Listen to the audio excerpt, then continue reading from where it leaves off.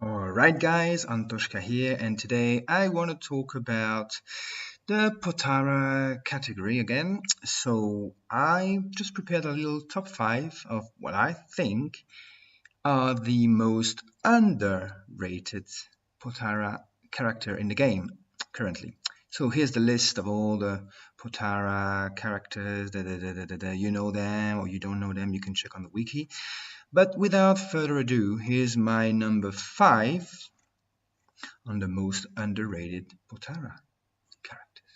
Number 5, Goku Black. Physical Goku Black.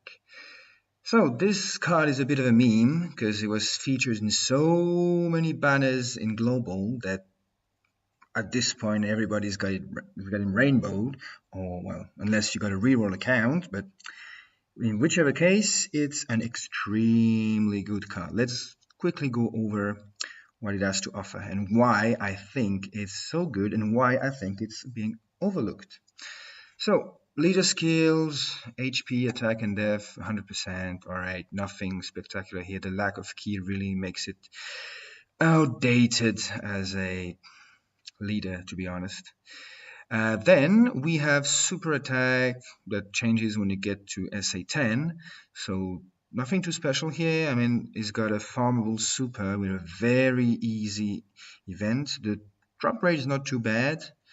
50% chance to up the super attack. So quite an easy farm, quite nice. I've done it multiple times. It's not as bad as some people try to make it to be. Then let's jump to the passive skill. Passive skill, extreme class ki +3. So this part of the passive skill is only applying to global, because on the Japan version of the game, it has no ki. So yeah, that's one of the big differences between the two versions. So that really hurts him on the Japanese version. That really hurts him. But despite that, I have him on JP. He's rainbowed, and he still hits for like 700k with like suboptimal Kefla undokened as a leader. So he's a very hard-hitting unit. Attack plus 3000 per key is like completely outdated. This part of the passive is really not nice. But why I really like this card, because so far I've not been saying that too many good things about it, is first of all, immense damage, a lowest attack and def. So this one is really good for like Super Battle Road and regular events, but as well time goes on, more and more bosses and hard fights are immune to attack and defense lowering.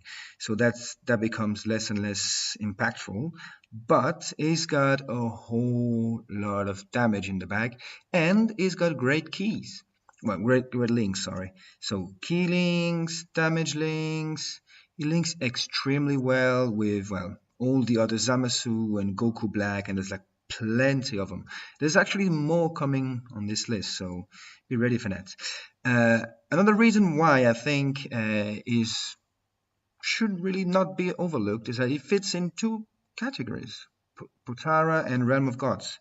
So if you've got the orbs, you should definitely rainbow this guy, whether you are on the JP version or the global version. It's just such a nice cat overall. Yeah. Then we're on the number 4 of the list. We have another Zamasu, but this one is in his real body. So this card is actually very different from the previous one, because Goku Black, the physical one that we just saw, is just an old card that didn't age too well, but people still overstate how badly it aged.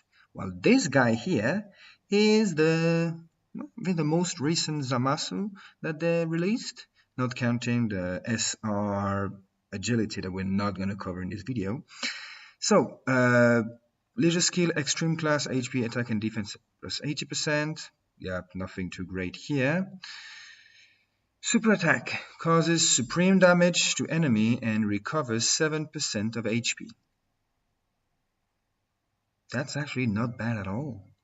Supreme damage, sure, is not immense, but recovers 7% of HP. And that guy is a great tank. Let's see why with the passive. So reduces damage received by 40%. So that includes regular attacks and super attacks. On top of that, he's got up to 60% bonus to his attack and defense based on how much health you have left. So when you factor in this 60% attack and death, the 40% reduced damage taken, and the 7% HP recovers every time he supers, which is extremely easy because he's got great links, as we're going to see right now.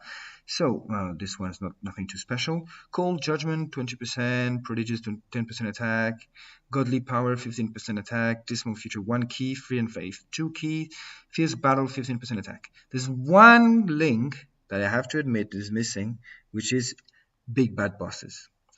This one kind of hurts the offensive potential of the card, but defensively is great. As far as potential system is concerned, you can go dodge if you really want to do that.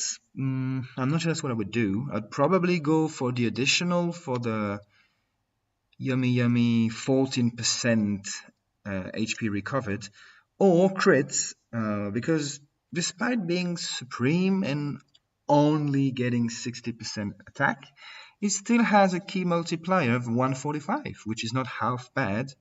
So there's really no way to mess up with that card. It heals you, it tanks, it does decent damage. There's no way you can screw things up with this one.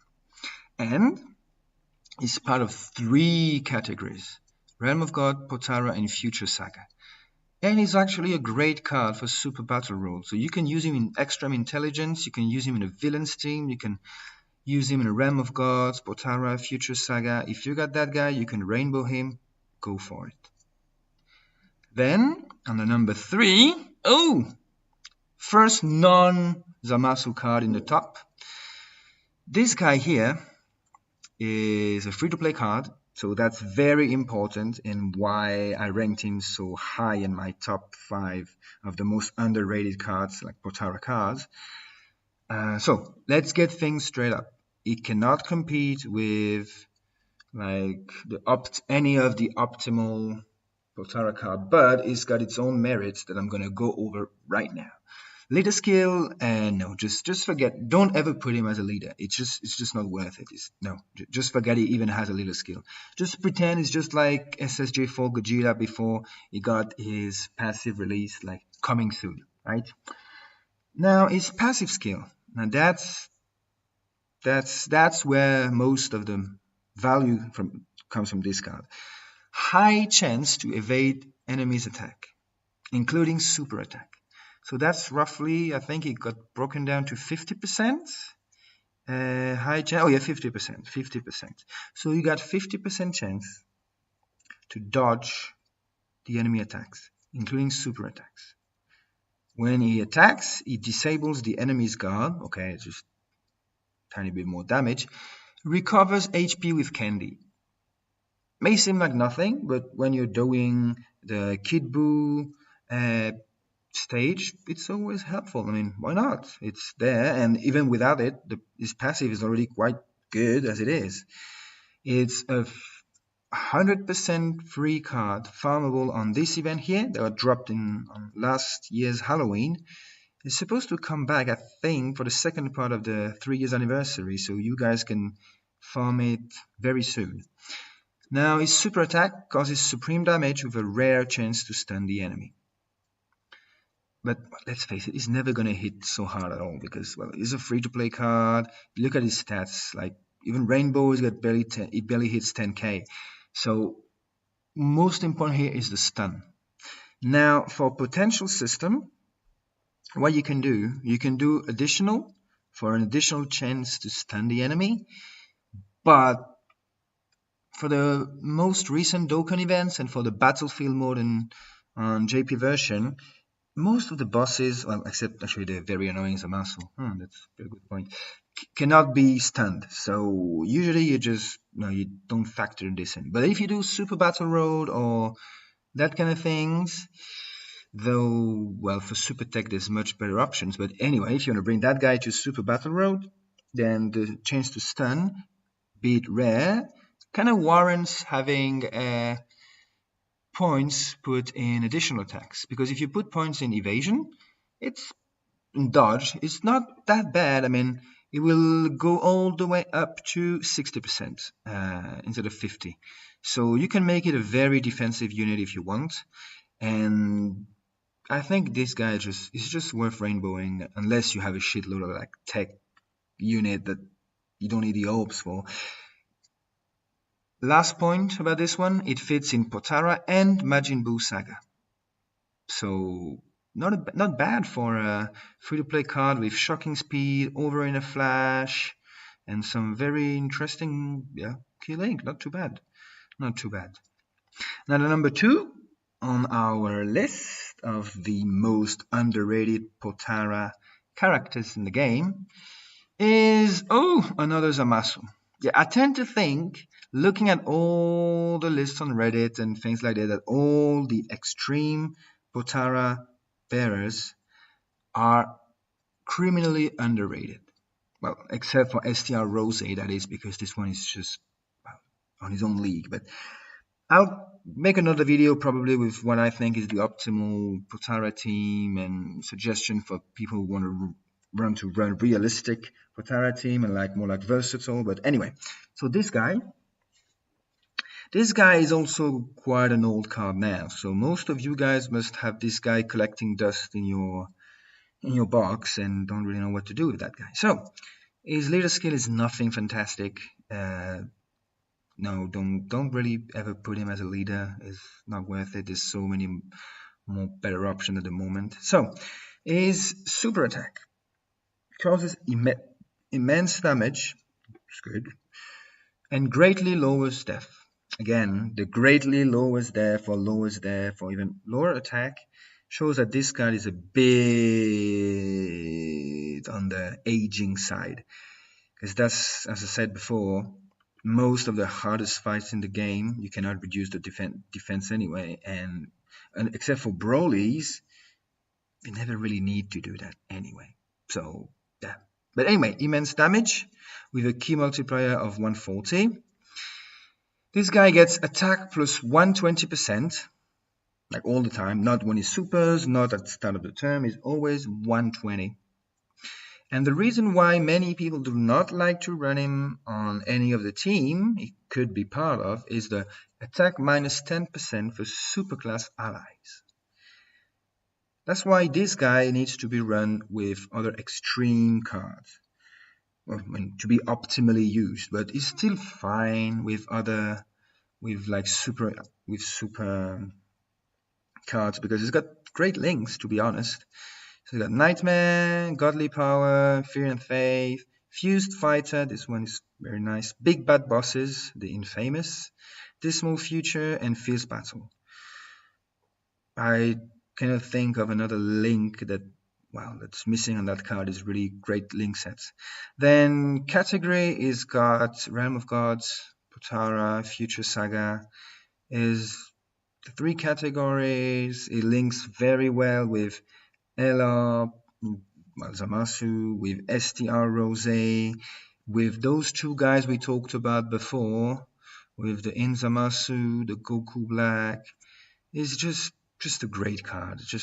Yes, it doesn't get any defensive boost. That's the only thing I really don't like about that card, but for the rest, it's a great card. And he's actually got a farmable super from the Zamasu event, just like this Goku Black here that we talked about before. They both have a farmable super attack, so just why not? Just really why not? Then the number 1, and I know some may disagree, may not disagree, but the number 1 on the list is not an extreme unit. Well, as I would call it, extremely powerful. It's Kefla.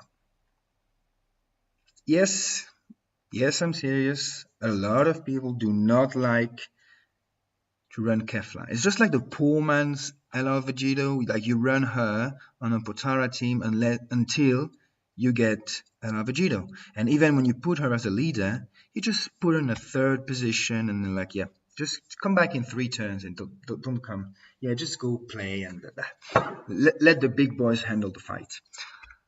But I think it's a mistake.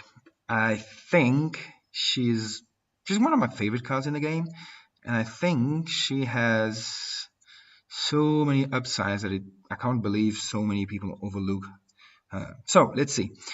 Potara category, key plus 3, HP, attack and def 150. LR Vegito is HP, attack 170 and def 130.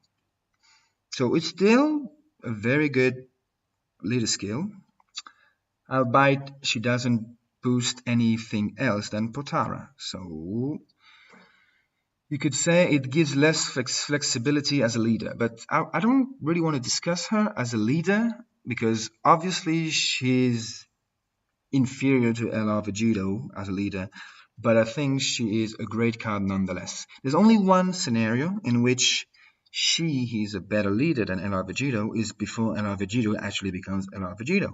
Like if you do a reroll account or you just start your Potara team, right off the bat, she is boosting Potara category 2 key and 120 everywhere. From even before you Doken her, even before anything. So when you're starting up your account, you just re-roll something, you get this lady here. She will carry you. She's great.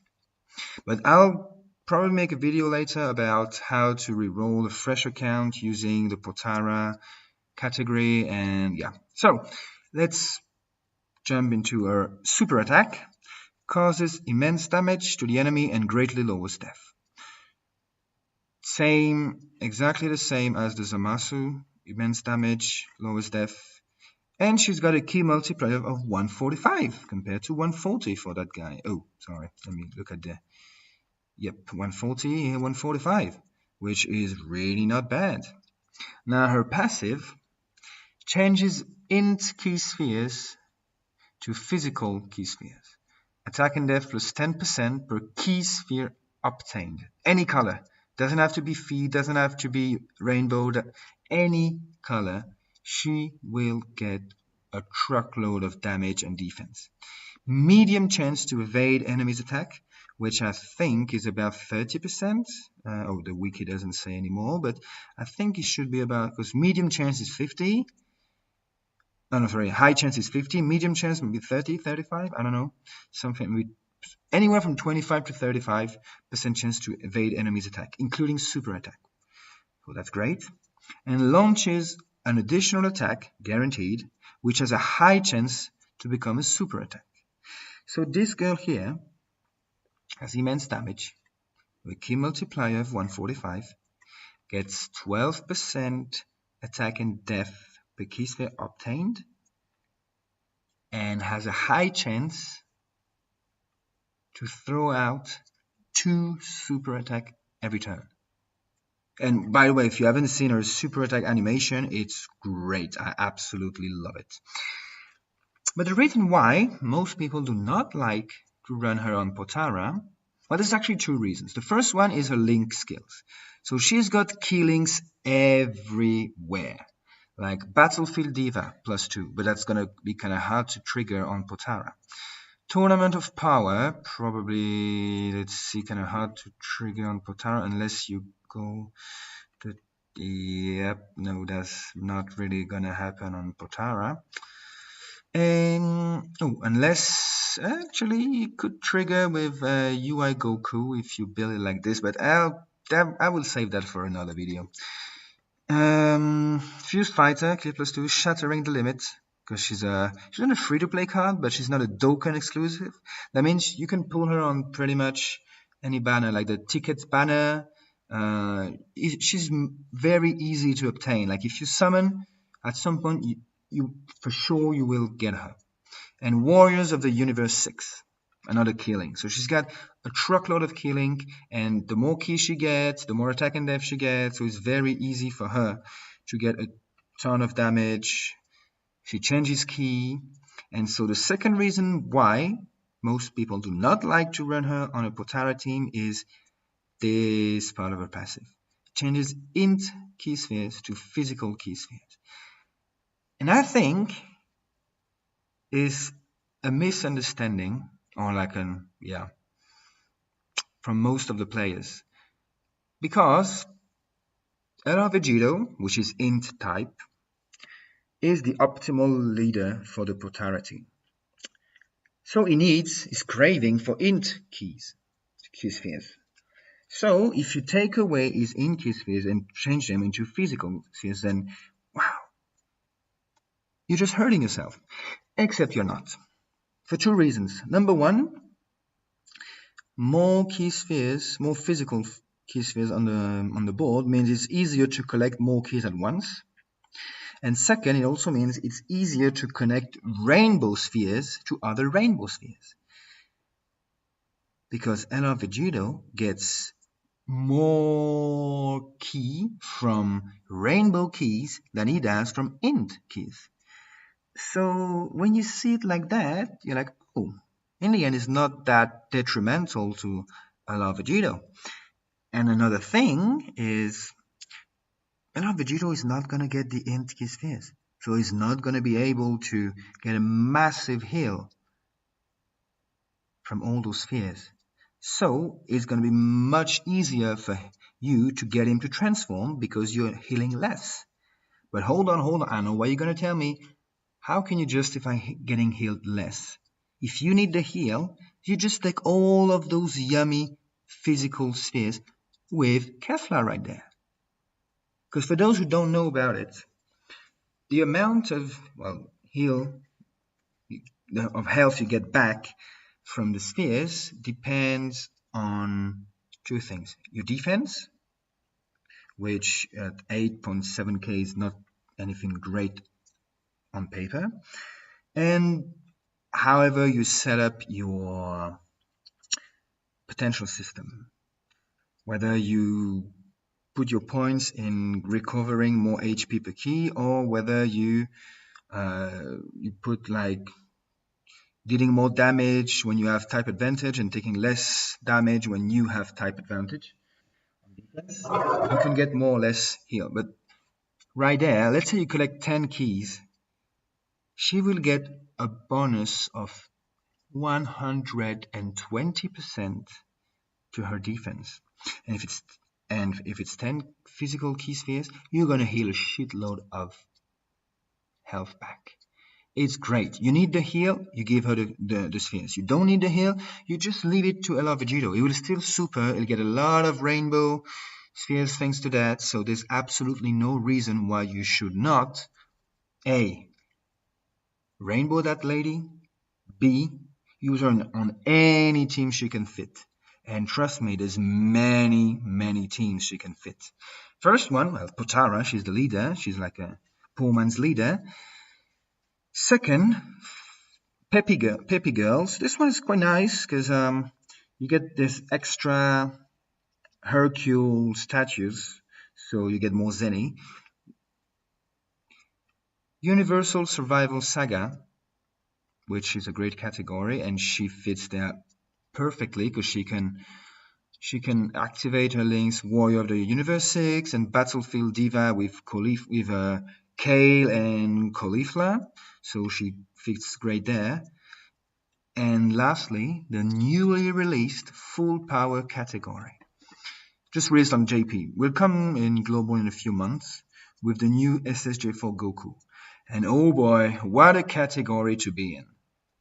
Well, apart from SSJ for Goku, you got SSJ for Goku, you got Super Saiyan 2 Gohan, you got Bojack, and you got Broly. Oh, 4 LRs. And especially that man here, who is the hardest hitter in the game, by the way, needs a crap load of key because he needs to get his 18 plus K to go off. And Kefla is just gonna give her everything he needs. He's gonna there she is. She's gonna give him a lot of orbs to use and to play with, so to make sure that he will super use his 18 key every time. She's a great support, she's a great damage dealer, and she's more than a decent tank. I mean, she gets boosted in defense with all the key she takes, and she's got medium chance to evade enemies' attack. This card does everything you want in the game, so there's really no reason why everyone is excluding her from their tier, like from the top tier list, or like the optimal. Or when I saw the list on Reddit, I saw she was not even on S plus. I was like out of my mind. So trust me, you give her a try, you give her a chance, she will not disappoint you. Really, like, I know at the moment you can't Doken her. I know maybe that's one of the reasons. Like, you need to wait for the story to come back, or story event to come back in rotation, so you can actually Doken her. But once people are really sleeping on this card, really, and I know it's not a popular character on DB Super. I didn't like her. I mean, especially like Caulifla, but try it, you won't regret it. Alright guys, so that was my top 5 of the most underrated cards in the game. Well, Potara cards in the game. Number 5, Goku Black. Number 4, Zamasu Int. Number 3, Candy Vegito. Love that card. One thing I didn't mention about Candy Vegito is a free-to-play, so it will help you immensely if you're chasing LR Goku and LR Frieza, because you can't use your shiny fancy card to get those. So you need those free-to-play Super Strike cards. This one is the MVP. It's really the MVP. Then you got this Zamasu at number 2, and at number 1 you got Kefla. Alright guys, I hope you learned a little more about the Potara characters. Let me know if you agree or not. I'm open for discussion, and well, see you later. Peace out.